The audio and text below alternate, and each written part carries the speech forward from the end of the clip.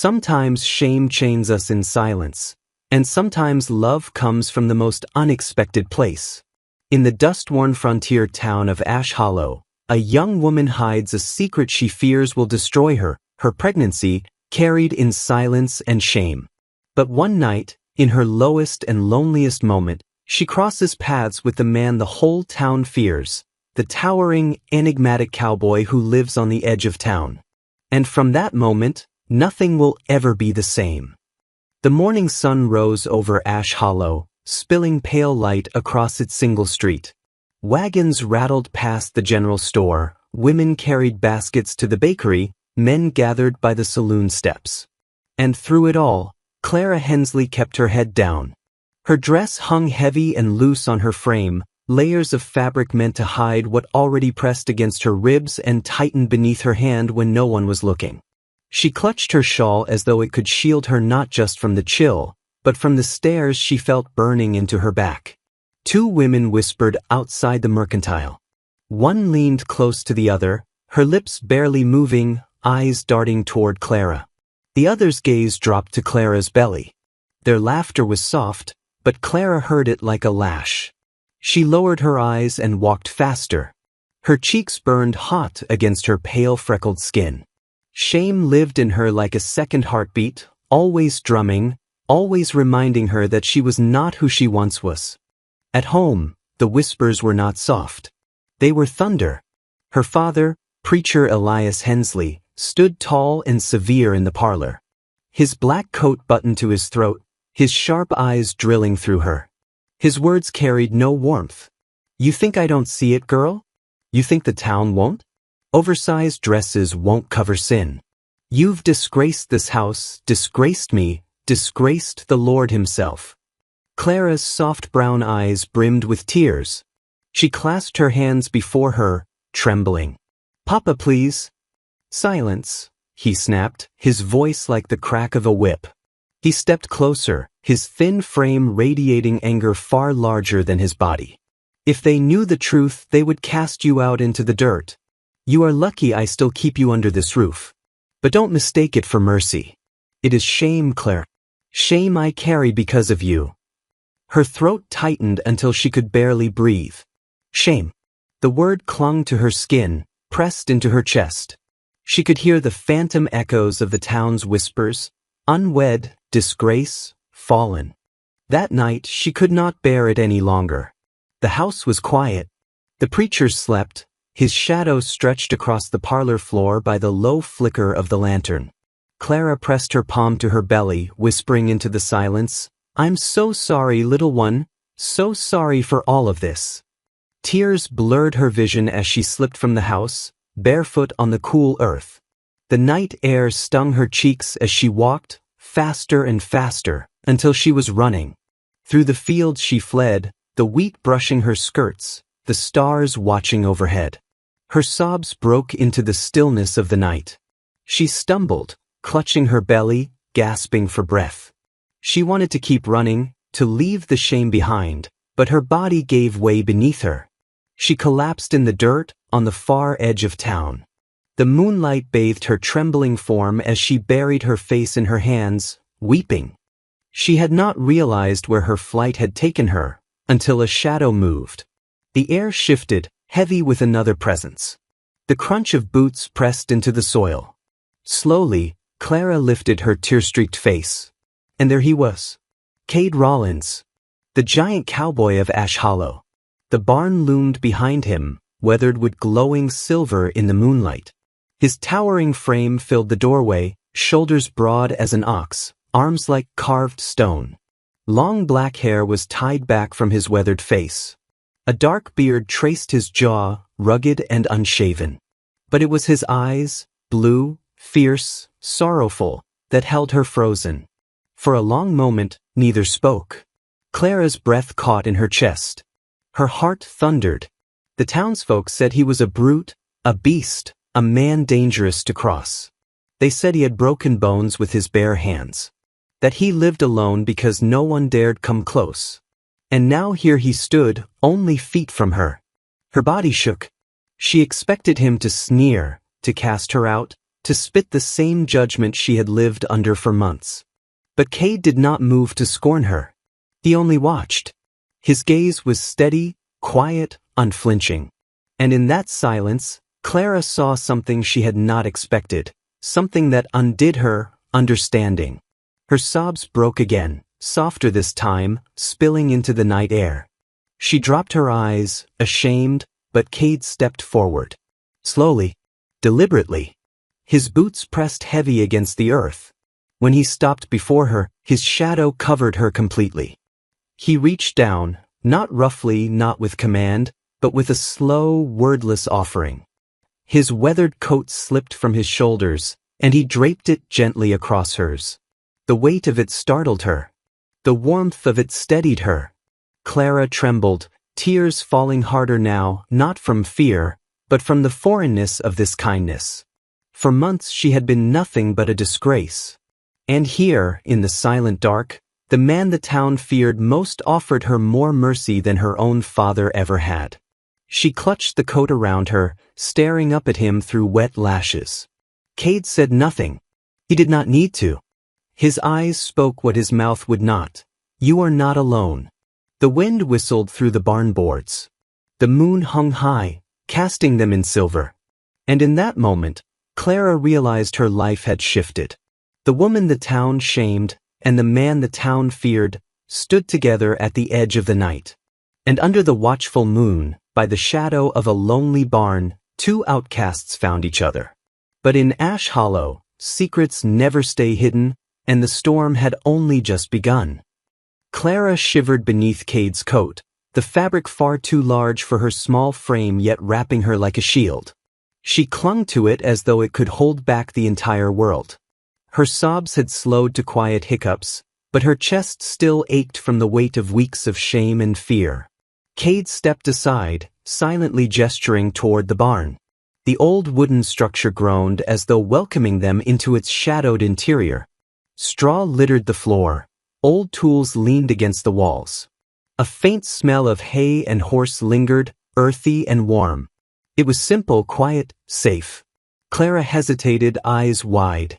Every muscle screamed to run again, but something in his presence held her still. You don't have to stay if you don't want, she whispered, voice trembling. Cade said nothing.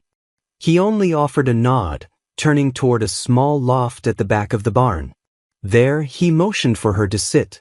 Hesitantly, she lowered herself onto the rough wooden floor, feeling the straw beneath her knees, feeling the quiet steadiness in his gaze. For the first time in days, the world outside, the gossips, the judgment, the town, faded. Here, in the hushed shadows, she felt unseen and strangely accepted. Cade finally spoke, his voice low, steady, and calm. You're safe here. For now. That single sentence broke something open in her. Tears spilled anew, and she buried her face in the coat, shaking. She wanted to apologize for everything, her size, her pregnancy, her shame, but there were no words for it. Cade didn't ask. He didn't judge. He only stood by, silent, his massive frame casting a protective shadow around her. Night crept over the barn. A soft breeze rustled the wooden boards. Clara felt the ache of her loneliness more than the cold. In Cade's quiet presence, she realized how desperately she had longed for someone to see her, not as a disgrace, but as a person, as a woman with fears, desires, and a fragile heartbeat. Hours passed. Every creak of the barn seemed magnified in the night. The stars wheeled above in silence, distant yet constant. And then, an unfamiliar sound shattered the fragile calm, the shout of a man. Clara Hensley, where are you? Her heart froze. Her father's voice, sharp, demanding, full of accusation, cut through the night like a whip. Her stomach tightened, her mind raced. He found me. He knows. He's coming. Cade moved first.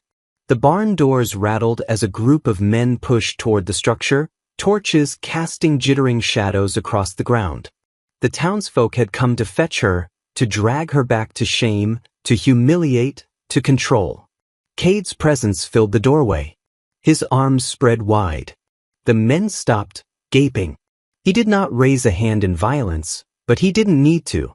The sheer size of him, towering over every man, broad and solid, made it clear that anyone foolish enough to push forward would regret it. "Step back," he said, voice calm but resonant. "She stays here. Not another word." The preacher's eyes widened with fury, but even he hesitated at the giant's frame. Clara, frozen on the loft floor, felt something she had not felt in months: relief. Cade's blue eyes swept over her, searching, almost gentle in their intensity. She could not meet them. Her shame burned hotter than ever. "If they see me like this, if they know—" "Clara," he said, softer now, "you're not alone tonight." And in those few words, Clara realized something dangerous. She believed him. For the first time in her life, she believed she might be safe, if only for this night, if only in this barn, with this misunderstood giant guarding her. The men outside muttered among themselves, unable to move past him. Rumors of Cade's strength, of his fury, seemed to give them pause. In their hesitation, Clara saw the fragile illusion of control the town had over her start to crumble. The preacher turned to her, eyes blazing, voice shaking. "You will come home. You are a disgrace." Cade's lips pressed into a firm line. He stepped slightly forward, just enough to cast a shadow over her, just enough to make the men reconsider. "Not tonight," Cade said, and that was all. The words were simple, yet they carried the weight of mountains. Silence followed. The men exchanged uneasy glances and slowly withdrew, muttering threats that Cade ignored. The night reclaimed the barn.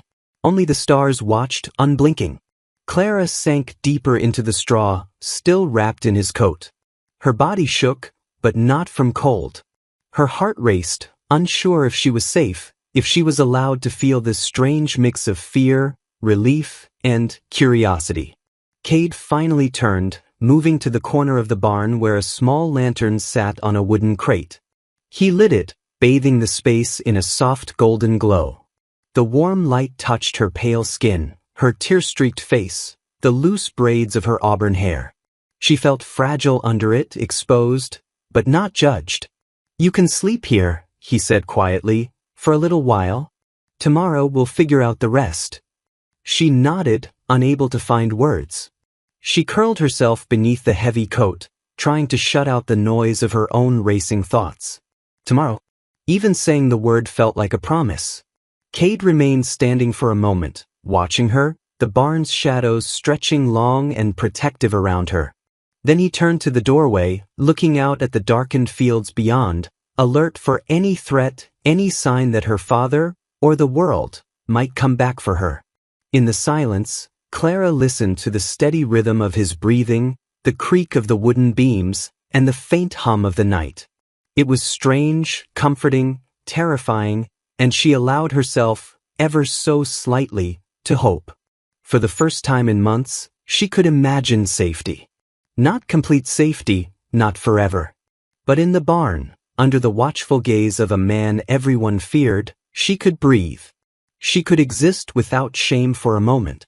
And outside, the wind whispered through the prairie grasses, carrying with it the quiet promise of change.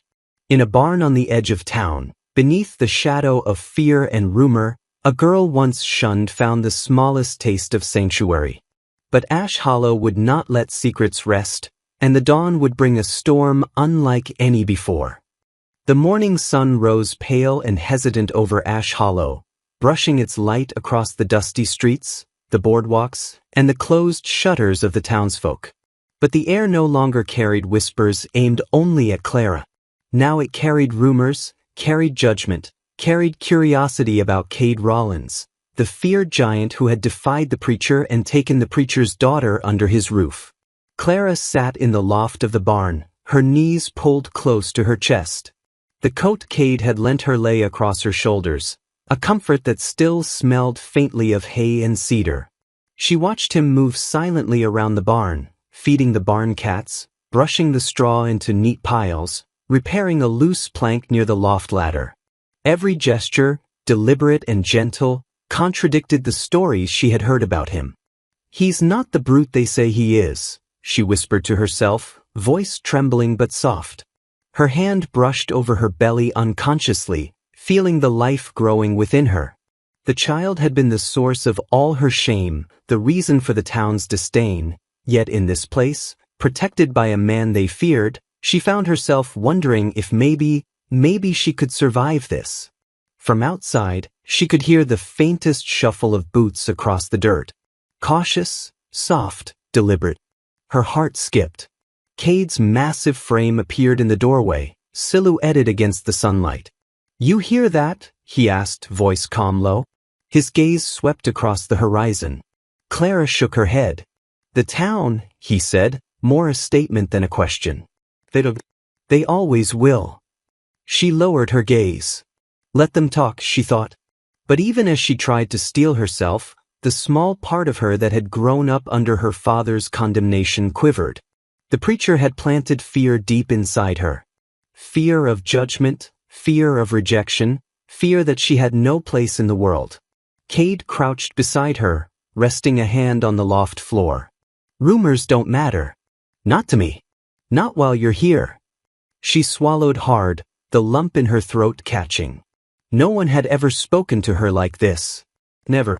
Not a single word had been spoken without accusation or shame. And now, here was a man feared by all, showing her nothing but steadiness and care. The day moved slowly.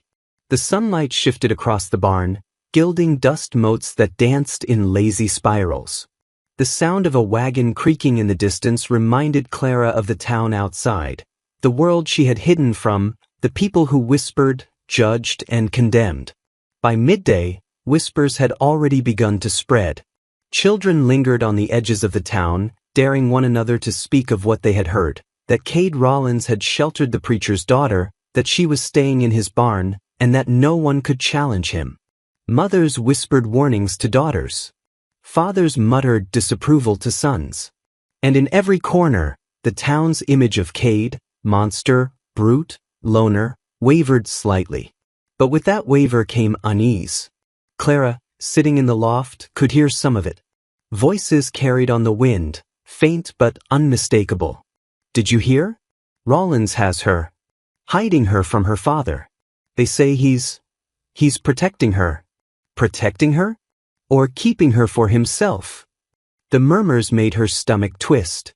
She wanted to shrink into herself, to hide deeper beneath the coat, to become invisible again.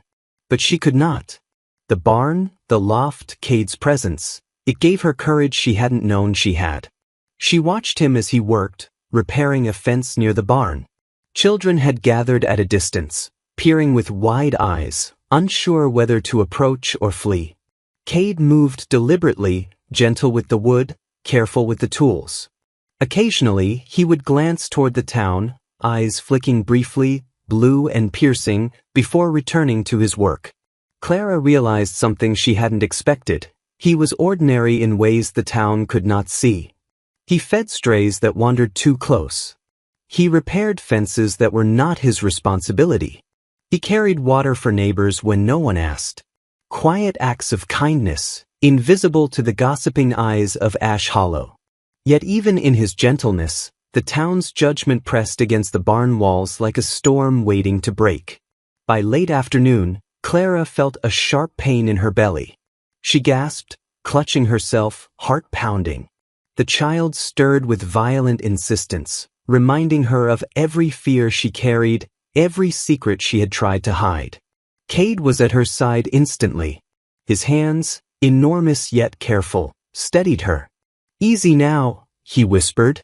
His voice was steady, grounding, an anchor against the panic that threatened to overwhelm her.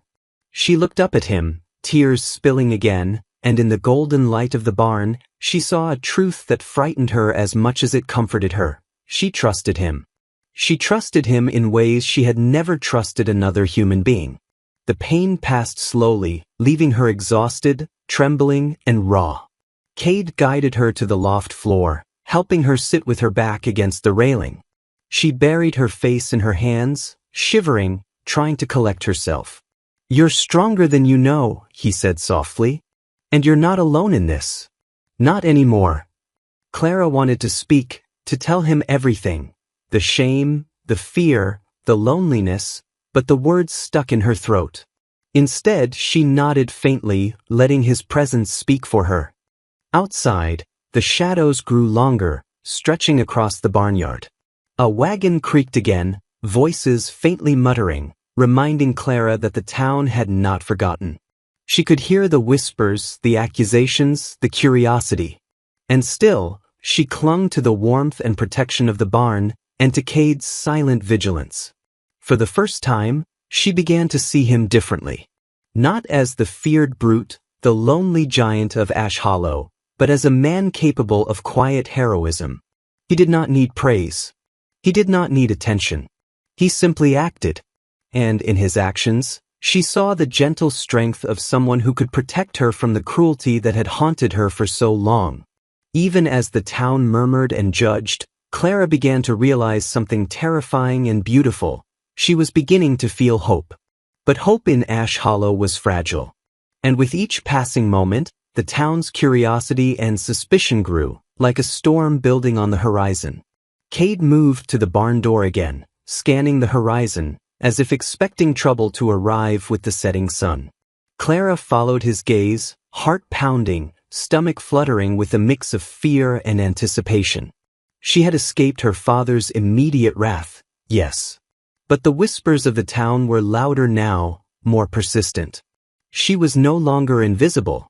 And in the quiet strength of the man beside her, she realized that facing them, facing the town, her father, her shame, would require courage she had not yet known she possessed. The sky above Ash Hollow darkened with a sudden heaviness, as though the town itself was holding its breath. Clouds rolled across the horizon, jagged and low, swallowing the afternoon sun and draping the prairie in shadow. Wind whipped through the barns and fields, carrying the scent of rain and the metallic tension of approaching lightning. Clara sat on the loft floor, wrapped in Cade's heavy coat, her hands pressed to her swollen belly. Every movement sent a shiver through her, every pang a reminder of her fragile secret. The wind rattled the barn boards, echoing her heartbeat in a rhythm of dread. Cade knelt beside her, his massive frame almost cocooning her in its protective shadow. One hand rested lightly on her shoulder, the other hovered near her belly, ready for anything. His eyes, the piercing blue that had haunted and comforted her in equal measure, never left her face. "You're safe," he whispered, his voice steady, commanding yet gentle. "No one can touch you here. Not tonight, not ever while I'm with you." She trembled beneath him, feeling the weight of his care as though it were a shield against the entire world. For the first time, she allowed herself to lean into his presence completely, not as a child seeking protection, but as a queen under the gaze of her devoted guardian. Cade moved with grace around her, adjusting pillows and straw, placing blankets beneath her, and guiding her movements like she was precious porcelain. The first peal of thunder shook the barn, and the wind howled through the gaps in the boards. Clara flinched, squeezing her eyes shut. Cade's hand brushed against her cheek, gentle as a feather. "Open your eyes," he murmured.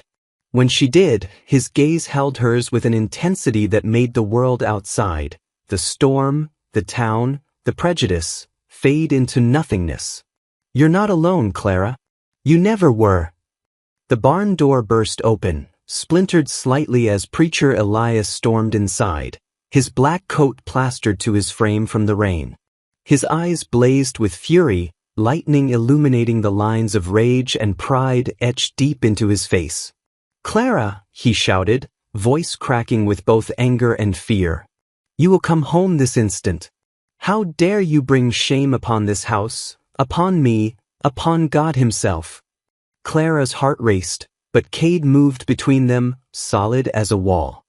His presence alone forced the preacher to pause. "You will not touch her," Cade said, his voice low, dangerous, yet calm. He took a step forward, his massive frame towering over Elias. "She belongs to no one but herself. And she deserves care, not chains." Elias' mouth opened, but no words came. He had expected fear, submission, perhaps tears. He had not expected this man, this giant, to protect her so fiercely. Clara's trembling fingers brushed Cade's hand. He squeezed lightly, grounding her, silently reminding her that she was not powerless. Lightning flashed, illuminating the barn in brief, harsh white light. Thunder shook the roof as though the heavens themselves were demanding attention. Clara's breath caught as the first sharp pangs doubled her over.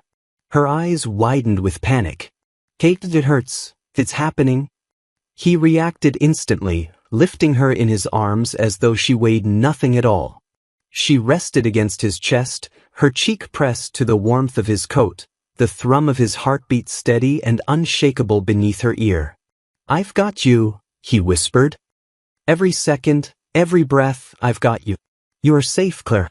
You are mine to protect tonight." She let herself be carried to the loft floor, surrounded by pillows and blankets he arranged with meticulous care. Every movement he made was deliberate, tender, like he was handling the most precious treasure in the world. He knelt beside her, hands brushing back damp strands of hair from her forehead, lips barely whispering reassurance. "You are strong," he said, gaze locked on hers. "You are beautiful. And you are going to get through this. I promise." Outside, the storm intensified. Rain pelted the barn roof in sheets. Wind moaned through the gaps, carrying the distant cries of townsfolk who had gathered, drawn by the noise and the drama of the storm. But inside, in this small, battered barn, Cade created a sanctuary. Every whisper, every touch, every motion spoke of care, protection, and reverence for the woman in his arms. The preacher, meanwhile, remained frozen at the doorway, his pride and fury clashing violently with the undeniable strength and decency of the man before him. Cade did not fight him with fists. He fought him with presence, with dignity, with the quiet but absolute power of someone who knew their worth and would not bend. Clara moaned softly as another contraction rippled through her. Cade's hand rested over hers, guiding her breath, murmuring encouragement. "Breathe with me," he whispered. "One step, one breath at a time. You're doing perfectly." Her eyes met his, and for the first time, she felt not fear or shame, but awe. Awe at his unwavering strength, his unshakable calm, and the way he looked at her, not with lust or judgment, but with devotion and care. She felt like a queen in his presence, cherished and protected, even as the storm raged around them. "You are safe," he repeated, softer this time, brushing her damp hair from her face. "Every storm ends, and so will this. I'm here. Always." Elias finally took a step forward, but Cade's gaze pinned him in place. "She is not yours to control," Cade said, voice ringing with authority. "And until she can stand on her own, she is under my protection. You will leave or you will answer to me." The preacher faltered, the thunder rolling in like the voice of judgment itself. Clara, weak but emboldened by Cade's presence, found her own strength. She sat up slightly, voice trembling but clear. "I'm not ashamed of my child. I'm not ashamed of myself. And I will not be dragged back into your chains, Father. Not now. Not ever." Lightning struck nearby, illuminating the barn and the tension in stark white. Cade placed a hand over hers again, guiding her back gently against the pillows, shielding her from the physical and emotional storm alike. "See," he whispered, "you are stronger than you realize. And you do not face this alone." The preacher, finally realizing that his fury could not pierce the shield of devotion and respect, backed away, defeated. Cade's presence, his care, and Clara's newfound courage had shattered the illusion of control he had held over both of them. Rain poured harder, lightning slicing the sky, but inside the barn, a fragile peace settled. Clara leaned against Cade's broad chest, feeling the warmth of his body, the safety of his protection, the reverence in every word, every movement. "You are safe now," Cade whispered again, brushing the hair from her forehead. "I will not let anyone hurt you. You deserve every kindness, every love, every peace in this world, and I will see you have it." Clara closed her eyes, letting the storm rage outside, letting her father's threats dissolve into the night. Here, in Cade's arms, she discovered something she had never known, sanctuary, care, and the unshakable power of being truly seen and cherished. And as thunder rolled across the prairie, she allowed herself, for the first time, to believe that the life growing inside her and her own fragile heart could survive the storm. Hey, before we continue, I'd love to know where you're listening from. Drop your city or country in the comments. And if you enjoy these stories, don't forget to subscribe to Ironwood Narratives for more tales like this. The morning after the storm broke, Ash Hollow was washed in soft, silver light. Rain-soaked streets reflected the sky, clouds lingering like memory, while birds cautiously returned to the treetops. The town held its breath, whispers and curiosity lingering in the air. Inside the barn, Clara leaned against Cade's broad chest, still wrapped in his heavy coat. Her hair was damp, cheeks flushed from exertion and relief, and her hands pressed to her belly, feeling the life within her stir. Cade's arm cradled her gently, every movement deliberate and reverent, every glance filled with protective devotion. Word of Clara's survival and well-being had reached the town faster than the storm itself. Whispers spread. She was unharmed, cared for, and strangely serene. But where relief grew, so too did anger. Preacher Elias, consumed by shame at being outdone by a man he had once called a monster, marched toward the barn with a mixture of fury and desperation. "Clara," he shouted, voice shaking with righteous indignation. "Come home. Cade Rollins has corrupted you. You will return to your family this instant." Cade rose from where he sat beside Clara, his massive frame filling the doorway. Rain plastered his dark hair to his forehead, muscles taut beneath his shirtless chest. His eyes, blue and unwavering, met Elias's with a quiet but absolute authority. "She's not yours to hurt anymore," Cade said calmly, his voice steady as thunder. The wind gusted through the barn, ruffling his hair and emphasizing the power in his stance. Clara, trembling but emboldened by Cade's presence, lifted her head. For the first time, she spoke directly, not as a frightened daughter, not as a girl hiding in shame, but as a woman claiming her own life. "You gave me away like trash, but I found someone who treats me like I matter. I'm not going back." The preacher faltered, the words cutting deeper than any storm or scolding. Around the barnyard, the townsfolk paused, whispers fading as they processed the scene before them.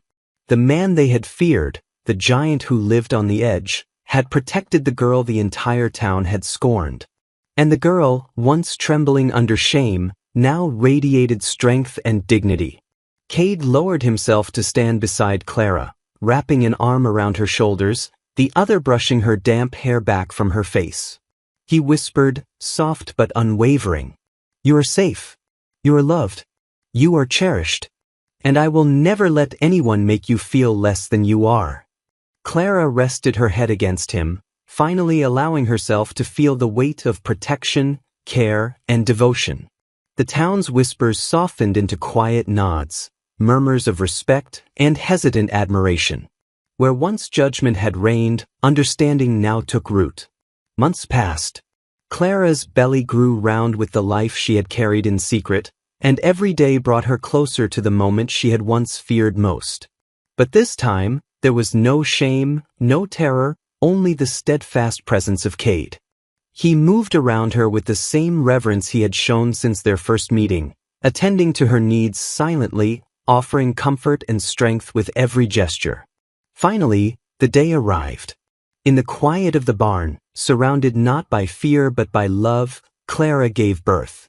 Cade knelt beside her, hands steady, eyes soft, holding her as she brought new life into the world.